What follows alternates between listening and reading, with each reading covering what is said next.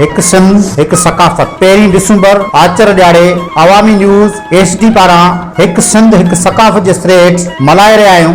अचो त अवामी न्यूज़ सां गॾु समूरा सिंधवासी पंहिंजी धरती सां, धरती जे रंगनि सां रंगजी वञो। अचो खेठ खेड़ियूं, अचो सोन मेड़ियूं।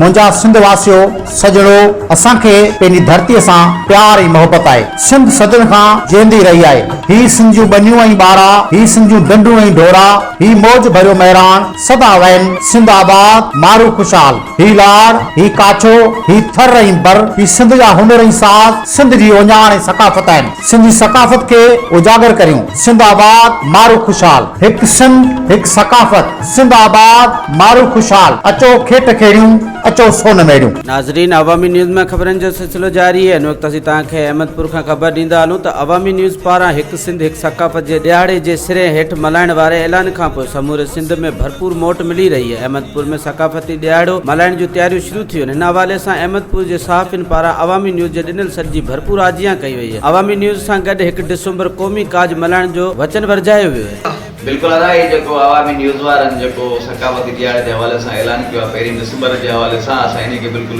वेलकम कयूं था।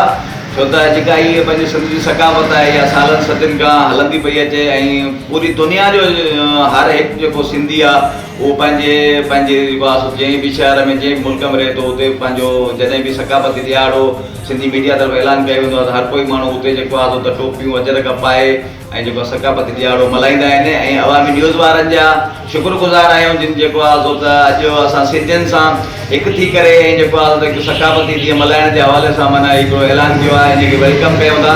तमामु घणी ख़ुशी थी आहे। हिते असांजे अहमदपुर जे जेको आहे जेके तालीमी इदारा आहिनि ऐं ॿी जेके सियासी समाजी असांजा पंहिंजा सिंधी अॻुवान आहिनि उन्हनि पारां बि जेको आहे त सकाफ़ती जेको ॾियारो आहे उहो भरपूर नमूने सां मल्हाइण जो ऐलान कयो आहे। ऐं हीअ असांजी सिंध जी सकाफ़त आहे जंहिंखे जेको आहे असां सिंधी जेको आहे कॾहिं बि न छॾींदासीं। ऐं जेको आहे त हर साल जीअं हिन साल बि जेको आहे असां पंहिंजो सकाफ़ती जेको ॾियारो आहे इहो भरपूर नमूने सां मल्हाईंदासीं। अवामी न्यूज़ वारनि जा शुक्रगुज़ार आहियूं ऐं जेको आहे हुन नुमाइंदो जेको आहे हुनजा बि शुक्रगुज़ार आहियूं जेके सिंधी सकाफ़त खे उजागर करण लाइ हर हंधि प्रोग्राम करे रहिया आहिनि। ऐं जेको आहे सो सिंधी जेके बि आहिनि सिंध सां मोहबत कंदड़ हिन ॾींहं खे जेको आहे सो कॾहिं बि उन्हनि न विसारियो।